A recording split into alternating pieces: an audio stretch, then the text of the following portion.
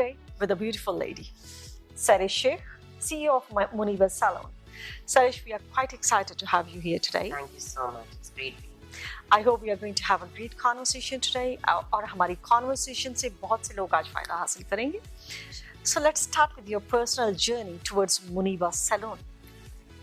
Well, mashallah, my mother has a very established and renowned position in hairdressing for a very long time. She's been here for over 25 years. So for me, it's a field that's actually in my blood. Because I think my first awareness was when I was in a playpen and I finally saw around me and there's haircuts taking place and there's beautifying happening and women falling in love with themselves before walking out of the door. So it's always been obviously a field that I've always been interested in. But actually I was in the UK and I've done my accountancy.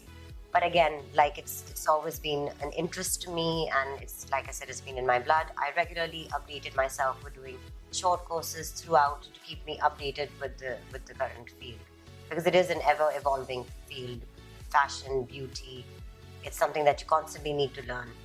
So when I got married and I moved back to Pakistan, I had kind of like a positive push and a thrust in the right direction, and that's when I joined my mother officially.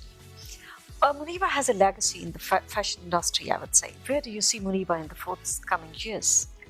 Alhamdulillah, we're at a position now that we're thinking of expanding, opening a few more branches. Speaking of that, we are going to be opening our new branch very soon, inshallah, in DHA Phase 6 in Lahore, where there is, mashallah, a demand for these services. Our services, I believe, really speak for themselves, that our clientele, mashallah, keeps increasing. So the demand increases and we're there to obviously, fulfill all the women's needs. And that's what the plan is. Here I would appreciate Muniba has a very well-trained team, I would say. And whenever you go, the girls are very much trained. What special do you do to train your team? See, in this regard, it actually applies to every field. Fashion, like I said, and makeup industry and beauty is an ever-evolving industry. If you don't keep yourself updated with the current trends, with the current happenings and the updates, then one tends to kind of fall back.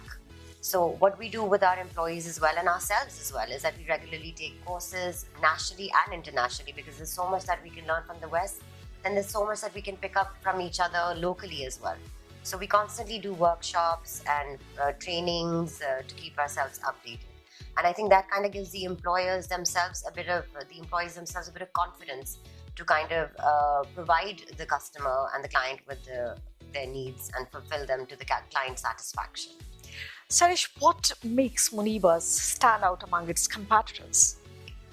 For me, and I'm being completely non-biased because I know she's my mother, but I really believe she's been a bit of a trendsetter in Pakistan, especially in this field, in hairdressing. As far as I remember, obviously times have changed now, but women were defined by the length of their hair.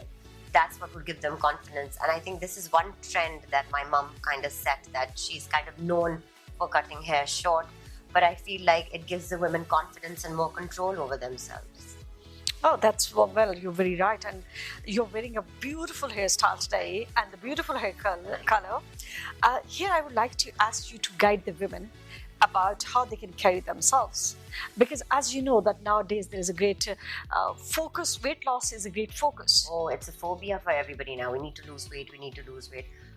I believe that honestly a woman isn't defined just by her weight. She's so much more than the weight she's carrying or the underweight or the overweight that she is.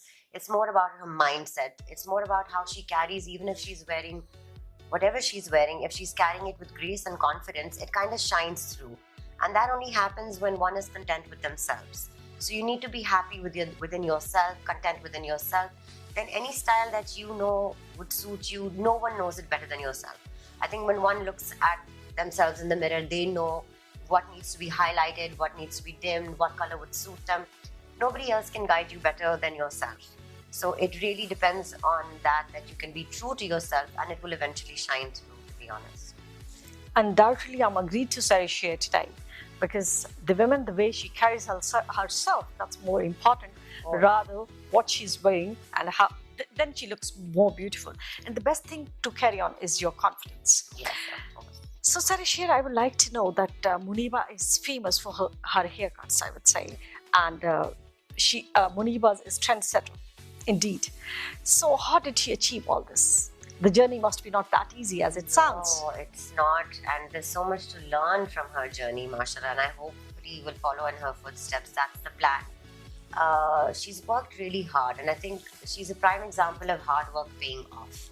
I have seen her really struggling, really starting from basics and really improving and, kind of increasing her knowledge non-stop, ever learning, non-stop trying to gain more updates and more, ins and outs, and keeping herself so grounded at the same time as updated that it's really reflected on her journey. I think hard work has really paid off with her. And it generally does pay off, doesn't it? Hard work. Oh, Sehrish, any difficult scene of your life that you can share with us today? I wouldn't say a difficult decision as such, but challenging moments have happened, obviously, throughout. And I think one's challenging moment kind of defines what they are in the future and how they tackle the future decisions which take place in everyone's life. But for me, I think the most challenging sort of part was the move back to Pakistan. I think obviously being a Pakistani, living here all my life, that gap that I gave England of my life, which is a good at least 14 years of my life, coming back was a bit of a culture shock. I think in terms of the fact that women are not given that much independence, independence in the sense that responsibility. I think they're more sort of someone who would, or a man or a brother or your husband or your father would kind of take under your wing.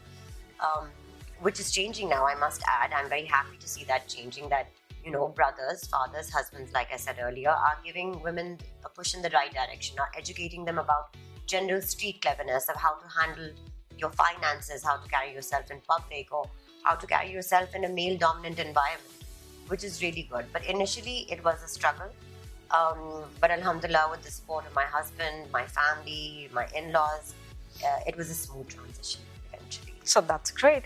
यहाँ मैं ये जानना चाहती हूँ कि अभी over the couple of years, and I can say over the last decade, there is a huge desire for the fashion, and especially your social media, your channels. Everyone is giving you, to a drive towards the fashion. So, what is scope in the fashion industry for the women, especially in the style industry? I think now in this era that we're living in, which is all technology based and internet is at our fingertips, Google is people's Bible that they run by now, I think there's a lot of scope for women. I think there's so much that women can learn and use these tools in the right sort of way, instead of using it for just taking selfies and all. To use this internet, for example, to learn new styles, to learn confidence, to learn how to carry yourself, to learn different kind of options out there that you can kind of apply to yourself and teach to your fellow friends and sisters and family members, even your mother, that mom, you should do this and you should do that. So there is a lot of scope for women in regards to especially the fashion industry, which is very competitive due to the awareness now. So if the tools that we are provided with in this era are used in the right way, then I think the world is our oyster. So Sehrish, let's have some out of the box questions now. What is happiness to Sehrish? Happiness to me is my family. Definitely, no doubt. Not even a second thought. I think working has taught me how to value my family as well, to be honest. People have this misconception of, oh, she's a working mother, so she might not be a good mother. She's a working wife. How is she giving time to her husband? She's a working daughter-in-law, so how does she give time to her parents and her in-laws? I think that's the wrong stigma. I think, for example, the day I have a productive day and I have my clients and I'm exposed to the world of what's happening. When I come back to my children, my family, my husband, I'm so much more exposed and so much more confident, and I have so much more to share with them. This stigma, which I'm a very strong believer of, is that it's more about quality over than quantity. You can spend the whole day with your family and you can be miserable, and they don't achieve anything out of it and you don't get any happiness out of it. So it's a beautiful message, Sehrish, I would say, for the women. Thank you. Can you define success to me? Because for me, you're a very successful woman who's sitting in front of me. Thank you so much, alhamdulillah, but it's still so much to learn and I'm hoping to achieve so much more in life. I think it's about contentment. I think success is about being content in whatever you achieve. To celebrate those little achievements in life will motivate you to achieve a lot more. I'm a strong believer of, if you don't aim for the sky, then you won't even be able to touch the ceiling.